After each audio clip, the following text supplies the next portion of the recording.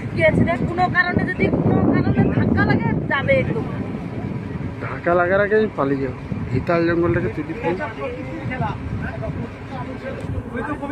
সামনে দাঁড়িয়ে থাকলে হবে না, বসে পড়তে হবে।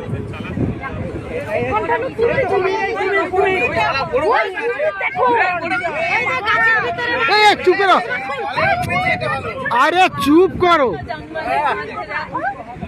ওই জঙ্গলে শুয়ে আছে, দেখ মাঝখানে, দেখ দেখতে পেয়েছো?